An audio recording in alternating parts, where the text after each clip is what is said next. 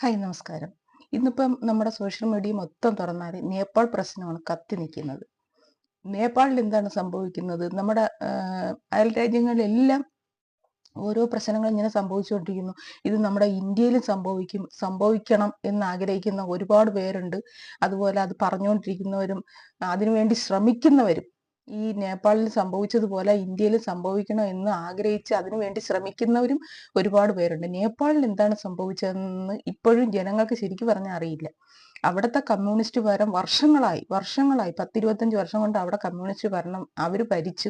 അവിടെ ഹിന്ദുക്കളുടെ ഒരു രാജ്യമായിരുന്നു നേപ്പാൾ. പക്ഷെ അവിടെയും ഈ അയൽ രാജ്യങ്ങളായ ബംഗ്ലാദേശിൽ നിന്നും അവിടെ നിന്നും ഇവിടെ നിന്നൊക്കെ നുഴഞ്ഞു കയറി വന്നിയ റോഹിംഗ്യൻസും പിന്നെ അങ്ങനെയുള്ള കുറേ ആൾക്കാർ കൂടിയിട്ട് അവരുടെ ഈ കമ്മ്യൂണിസ്റ്റുകളെ സ്വാധീനിച്ച് ഇപ്പൊ നമ്മുടെ കേരളത്തിൽ എന്താണോ സംഭവിച്ചുകൊണ്ടിരിക്കുന്നത് ഏകദേശം അതുപോലെയൊക്കെ തന്നെയാണ് അവിടെയും സംഭവിക്കുന്നത്.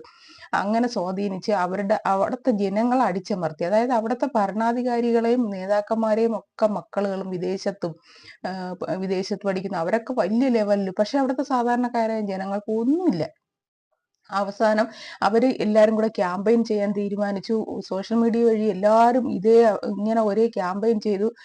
അപ്പോഴെന്ത് ചെയ്തു? സോഷ്യൽ മീഡിയ നിരോധിച്ചു. ഫേസ്ബുക്കും വാട്സപ്പും ട്വിറ്ററും ഇൻസ്റ്റയും എല്ലാവരും യൂട്യൂബും എല്ലാം നിരോധിച്ചു. ഇതിൽ നിന്നൊക്കെ ചെറിയ വരുമാനം കിട്ടിക്കൊണ്ടിരുന്നവരും ഉണ്ട്. ഈ യൂട്യൂബിൽ നിന്നും ഫേസ്ബുക്കിൽ നിന്നും അതെല്ലാം നിരോധിച്ച് ജനങ്ങളെ മൊത്തത്തിൽ സഹിക്കടിയിച്ച് അവസാനം അവര് നേരിട്ട് പ്രതികരിച്ച്. ഇതുപോലെ നമുക്ക് ഇന്ത്യയിൽ സംഭവിക്കും എന്നാണ് ഇവിടുത്തെ ഒരു വിഭാഗം ആൾക്കാർ പറയുന്നത്. ഒരിക്കലും സംഭവിക്കില്ല. പക്ഷെ സംഭവിക്കുന്ന ഒരു സ്ഥലമുണ്ട്. എവിടാന്നറിയോ? നമ്മുടെ ഈ കൊച്ചു കേരളത്തിൽ. ഈ കേരളത്തിൽ ഇത് സംഭവിക്കാനുള്ള സമയങ്ങൾ ഒരുപാട് കഴിഞ്ഞു പോയി. നമ്മുടെ ശബരിമല പ്രക്ഷോഭം, അങ്ങനെ നമ്മുടെ ആചാരങ്ങൾ, അതായത് ഹിന്ദുക്കളുടെ ആചാരങ്ങളും അനുഷ്ഠാനങ്ങളും ഒക്കെ ഇവര് തച്ചുടച്ചുകൊണ്ടിരിക്കുകയാണ്. ഓരോന്നോരോന്നായിട്ട്. ഇപ്പൊ ഏറ്റവും ലേറ്റസ്റ്റ് വന്ന നമ്മുടെ അത്തപ്പൂക്കളം, അതൊരു ഇന്ത്യൻ പ്രതീകമായിട്ട് ചെയ്തതാണ്. പക്ഷെ അതുപോലും സഹിക്കാൻ ഇവിടുത്തെ കമ്മ്യൂണിസ്റ്റുകാർക്കും ജിഹാദികൾക്കും പറ്റുന്നില്ല എന്നുള്ളതാണ്. ജിഹാദികൾക്ക് വേണ്ടി കമ്മ്യൂണിസ്റ്റുകാർ ചെയ്യുന്ന ജിഹാദികൾക്ക് വേണ്ടി അവർ ചെയ്യുന്നതാണ്. അവർക്ക് അതുപോലും സഹിക്കാൻ പറ്റുന്നില്ല. പക്ഷെ എന്നിട്ട് നമ്മൾ സഹനശക്തിയോടുകൂടി ഇത് ക്ഷമിക്കുന്നതിന്റെ കാരണം ഇവിടുത്തെ കേരള ഗവൺമെന്റിനെ പേടിച്ചിട്ടോ അല്ലെങ്കിൽ ഇവിടുത്തെ ഡിവൈഎഫ്ഐക്കാരെ പേടിച്ചിട്ടോ ഒന്നുമല്ല. കാരണം ഇന്ത്യയിലുള്ള RSSകാർ മൊത്തം കൂടെ ഇവിടെ വന്നിറങ്ങിയ ഇവിടുത്തെ ഡിവൈഎഫ്ഐ ഒന്നുമല്ല.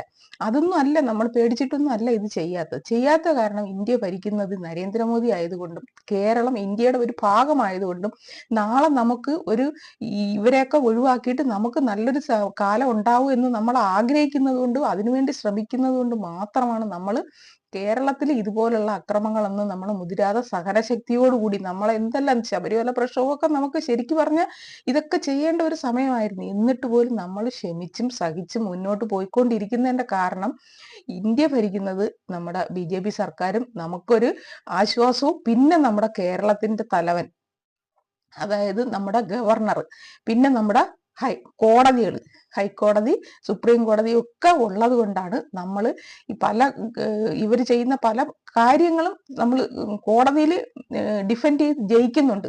ആ കാര്യങ്ങൾ കൊണ്ട് മാത്രമാണ് കേരളത്തിൽ ഇത് നടക്കാത്തതും.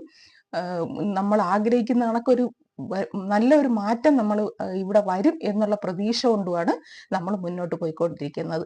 അപ്പൊ അതുകൊണ്ട് നേപ്പാൾ പോലെ ഇന്ത്യ ആകും എന്ന് ആഗ്രഹിക്കുന്നവർ ദയവ് ചെയ്ത് നിങ്ങൾ ആ ക്യാമ്പയിൻ മതിയാക്കുന്നതാണ് നിങ്ങൾക്ക് ഏറ്റവും നല്ലത്.